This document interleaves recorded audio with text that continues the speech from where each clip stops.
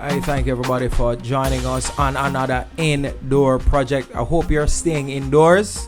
Everybody, Cyclone Narrative giving you some vibes and everything. Thank you for joining us for the indoor project, really. And, the whole reason behind us having an indoor project is the fact that, well, outside kind of bad right now. We're not supposed to be outside. So, our question that we had actually thrown out today earlier was, what's the first thing you're going to be doing when, we can't go outside again? And apparently everybody wants to go to the beach. Narity says he's going to go to church as such.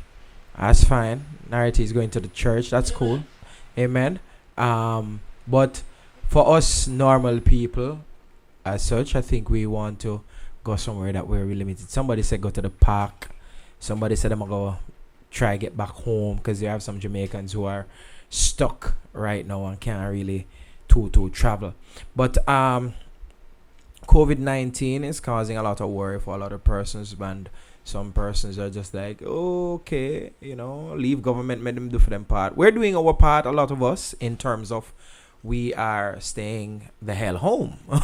But then you have some persons who are actively out there trying to contribute to getting us quickly past this. And one such person is my friend and brother, Larren Peart. He's the CEO of Blue Dot Data Intelligence, which is really about research and other things. Him can tell you later. But outside of that, I'm not talking to him in his Blue Dot capacity today. I'm talking to him in his capacity as someone who I've seen actively been trying to help in terms of our fight against COVID-19. Two things I've seen is that initiative with the protective masks for our health sector workers, and also for making ventilators. I think ventilators are a very important part of the fight against COVID-19. So, Larren, welcome to the Indoor Project. Thank you for agreeing to be here tonight as such. And but tell us a little bit about each initiative as such. Tell us about the one for the face masks that I've been seeing, right. and then we'll talk about the other. All right. So thanks, Marlon. Thanks for having me. No problem. Thanks for the platform.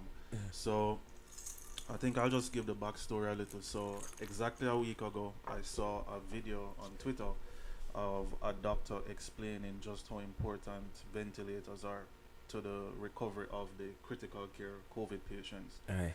And then I started asking some questions, and then I found out that Jamaica at this time only has 35 ventilators in the island. Whoa. And we already have almost 35 people. Exactly. So it means that the 36th critical care COVID patient and every patient after that essentially is going to die. And it's as serious as that. The POCJ has stepped up. They've bought 40 machines, but those won't get here until sometime late May or June. And even so, if 35 people are on the 35 machines who have COVID, if a child goes into a public health facility with asthma or some other respiratory distress, then the chances are that child will also die, or anybody. Wow. So it's a really critical situation. So when I heard that, I figured I have to do something. Like my dad is almost 70. I can't. He doesn't look it though. Yeah, I have more gray hairs than him right now. So just something I have to get done. So I formed a group. I started a small group with a lot of engineers, doctors, and it has now sprung into over 30 people who are contributing in many areas to this crisis. The first initiative was actually building a ventilator, which yes, I saw some prototypes that y'all showed. So we have several designs done. We have a brilliant team of engineers that are working on it. So what we're essentially doing is taking what is called an ambi bag, which is the manual ventilator, which is just a bag that they squeeze to get air into your lungs, and putting that on or building a machine around that to replicate what would happen if what happens now, where nurses will literally sit down for hours beside a patient and squeeze a bag and pump air into lungs. No, and that's happening today. I hope you realize but he just says literally a nurse will be there for hours Yeah. doing that. So Again, because of the lack of yeah. ventilators. So let me quick segue and say, please. So the reports that we have seen about persons refusing to carry nurses on public transport and so forth, Ridiculous. ridiculous. These persons are literally, we're in a war right now, and these are the infantry. These are the people right on the front lines trying to ensure that if your mom, your sister, your brother, your father, your child, you sick are in the hospital, you get a fighting chance of being back out there, and they will literally sit down manually pumping air into your lungs. So Yeah. stop the foolishness. But out of my segue back to Yeah, man. So we essentially just built a machine around that to replicate the squeezing. I saw the and prototypes. That's right. like I was like, really yeah, and we've cool. made several improvements to that since then. So that is mission number one, which is to give people a fighting chance by giving them artificial air or pumping air into their lungs through this ventilator. And we've made some good progress with that. But also, just as important or even more important is the healthcare workers Yes. who don't have to this day PPEs or personal protective equipment. So we have because, as you can imagine, if the healthcare workers get sick, which is what's happening in Whoa. New York and all Yeah. over the world, we saw a video the other day with some nurses wearing garbage bags for gowns in New York, Wow. right? Which is unbelievable. So we are building gowns. By the end of this week we would have built over 5,000 masks. We would have built over 1,000. Hopefully by the end of this week or early next week, 1,000 face shields or visors. Because what's also happening is that the N95 masks, which is what they're supposed to be wearing, they have to be reusing them, Whoa. which they shouldn't be reusing them.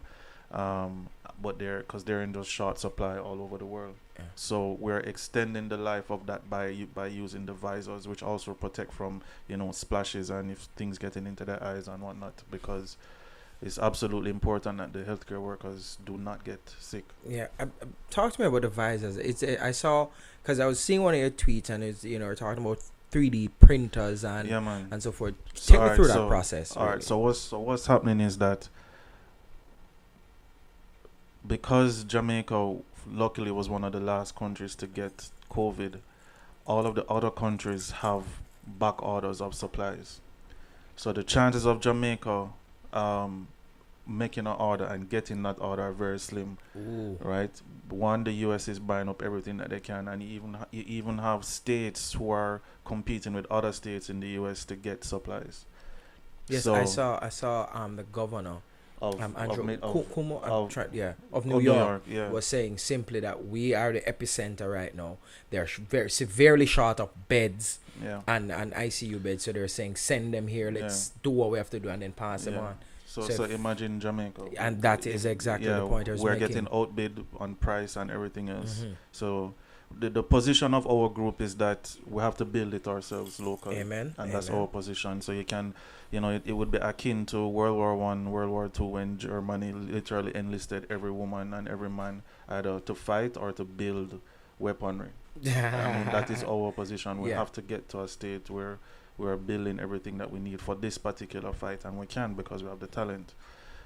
So back to your original question, we are 3D printing the visors for the healthcare workers, and that is why some people would have seen me making an appeal on Twitter for local companies or people who have 3D printers to lend, right? Yeah. Or I mean, we don't need it physically. We can send you the file and you just print it for us. Okay, so it's like a plastic. It looked to me kind of like what a welder would use, but plastic. Yeah, right. Yeah, and that's cheap, and it has to be reusable, and we have to be able to change the laminate that's on the front and to disinfect it and clean it. So it's important in the way in which we're doing it. Oh, and that in itself would, as I said, prevent, I guess, a lot of the splashes. A from lot the of the N95. splashes, yeah, because the virus does become what they call aerosolized or something like that, and it's as you know, it's very contagious. So that piece of equipment is very important. How we said corporate? How has corporate been responding in terms of the appeals that you have put out as So, such? to be honest, we've just been going it alone without that type of support. Yeah, I mean, I've bootstrapped it so far in terms of just buying things and stuff like that. I think a lot of people, one, don't take this thing as serious as they should be taking it, and and two, um, probably think that we're just some kids tinkering around with tools. But Well, listen, me. Necessity a lot of times fuel invention. So just like how we have a lot of brand new inventions rising out of like the world wars, right. this is a case where I think commendable some Jamaicans looking on saying, instead of cussing and complaining, let us do something actively. What we can cuss and complain about is corporate Jamaica. If you can assist, do so. Whatever it is, your 3D printer, lend it over. If you have material Yeah. supplies that can be used, Yeah, if you own please. an apparel factory, you can build some gowns, you can build some caps, some nets for Something. the. Or if you Something just know how right to now. sew, you have a sewing machine, you can sew a one mask.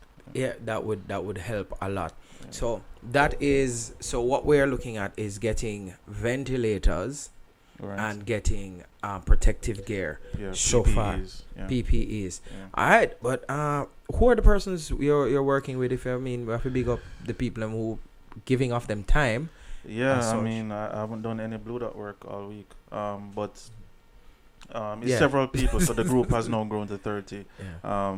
I mean, I can't single out anybody, but there's Yakini Brand, who is the lead tech. He's the one that's actually building the ventilators, and his team, Ali Matalon, Deacon Morrison. I know that name. Ali, yeah. Big up. Yeah, man. Whoa. So Um, it's a lot of Yeah, Kia Duncan, a whole bunch of people have come on board to give a lot of technical advice and consultancy, which is so in terms of capacity, we already have a semi order of 50 for one of the hospitals. As long as we can prove to them and their consultant anesthesiologist that it will save lives and we're not going to end up doing more harm than any good. But I did see that you I think it's MIT. I saw something about MIT's Yes. design and so forth. So every country in the world is having the problem that we're having, where there's just no supplies. The manufacturers cannot build units fast enough. So everybody has has been forced to get creative with developing these solutions. MIT being one of them. There are guys in Ireland, Italy, all over the world that are like just open sourcing, making freely available the maps and the designs to their projects. Sure. Luckily, or fortunately, by the time we got the designs from MIT, we realized that it was very similar to what we had already planned out and sketched out. So that was good. So we don't have to do that many modifications to it, and we think that we'll have a usable version of the ventilator by early next week. Oh, that is indeed progress. So that's Yeah. like 2 weeks work. Yeah. And then think in terms of, and you'll be able to put out, do you have any idea how many of them you might be able to put out? I mean, say the design is fully Yeah. accepted as workable and everything. Right. How many would you be able to put out So per so week? again, we want to call upon when that time comes, we want to ask to form an assembly line and literally just be asking people to just come in and help us build them. I volunteer myself. I volunteer Yeah. Panda. I volunteer Richie.